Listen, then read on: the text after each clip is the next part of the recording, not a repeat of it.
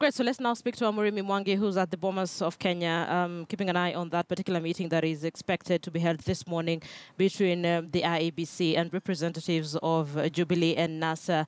Murimi, good morning. There are all indications that probably the NASA team may not be part of this particular meeting this morning. What are you hearing on the ground? Well, good morning, Linda. Well, as of yesterday, when I sought to know if the National Super Alliance will be attending today's meeting, the official position from the coalition was that they would keep the meeting on grounds that the issues that they had raised in the irreducible minimum demand for electoral reforms before the repeat poll had not been adequately addressed by the IEBC. But of course, it will be a wait and see situation as that meeting kicks off at 10:30 to see if the NASA outfit might pull a surprise and turn up for the meeting. Remember, it is a deliberative forum for Jubilee, NASA, as well as the IEBC to iron out the outstanding issues ahead of the repeat poll. And top among these is in terms of preparations, the involvement of Saffron Mofo to provide the technological infrastructure for results transmission, as well as the deadlock over Al Ghurair and the suggested involvement of the United Nations development project by the IEBC in the printing of ballot papers, which we understand is now being objected to by not only NASA but also the Jubilee outfit, and therefore quite a lot of issues for the IEBC to discuss with the political players, particularly in light of what has been happening, including the demonstrations against the IEBC yesterday. Linda. Listen, Murimi, in terms of the UNDP, we're just getting an alert that the UNDP has declined funding October 26th, a fresh presidential election, as National Treasury has provided sufficient funds to the IEBC. So perhaps that conversation will not be able to go further than that, the UNDP saying there's enough funds to do this.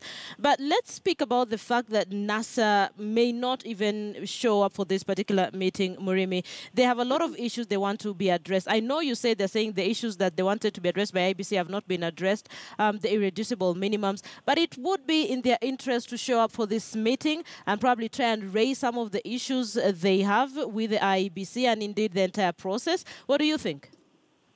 Well, just a few days ago, I put the same question to Radiata MP Otiende Amolo, and his response was direct. He said that they have issues with some members of staff, some electoral officials at the IEBC, and therefore one of the reasons why they are unwilling to go to a round table with the IEBC is the fact that in that particular meeting, they might be meeting the same persons that as a coalition they feel should not oversee preparations as well as the actual repeat poll slated for the 26th of October.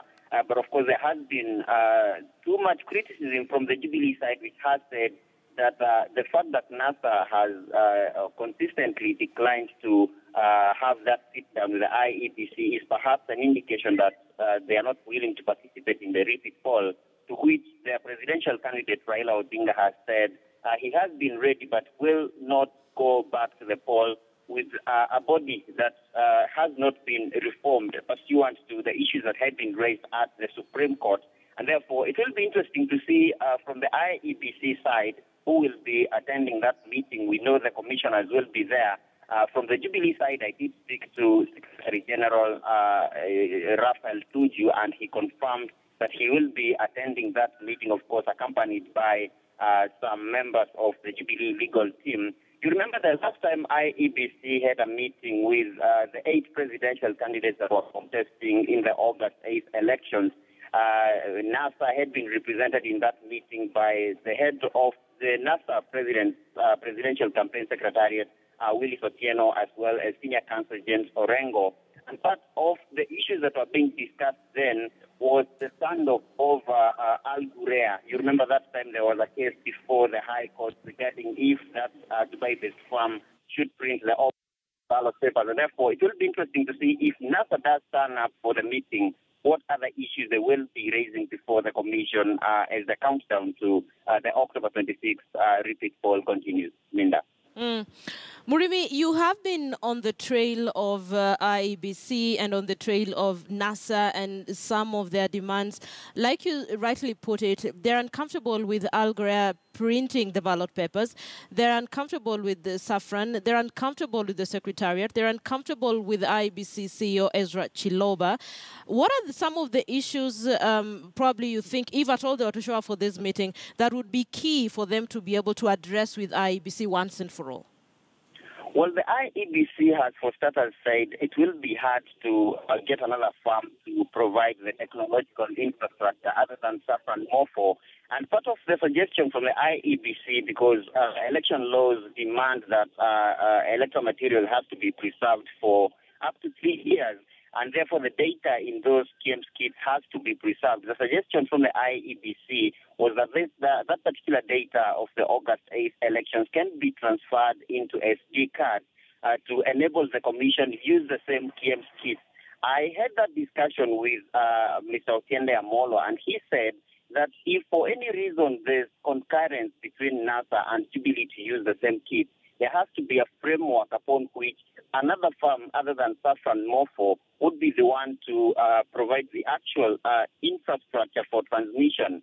Remember, just yesterday there was an allegation raised by Raila Odinga that the results that were transmitted from the polling stations, or so to speak, from the KIEMS kit, went to France and were never dispatched back to Kenya. An allegation that, of course, Safaricom discredited. But part of that discussion, of course, will have to revolve around what sort of infrastructure for transmission is it going to apply this time around, given the Supreme Court's position on the importance of the electronically transmitted data from the polling stations to the final tally, and therefore quite a lot for the IEBC to discuss, Linda. Murimi Mwangi will speak to you in a couple of minutes again from the Bomas of Kenya, waiting up on that meeting by IEBC and NASA and Jubilee representatives. So that is the story you're focusing on for you this morning. What is referring to those allegations that were made yesterday by NASA's flag bearer Raila Odinga with respect to Safaricom. He said Safaricom was contracted by IEBC to transmit election results from Kenya Integrated Electoral Management System at the polling station to the IEBC, but alleged Safaricom systems never relayed results to IEBC's public web portal.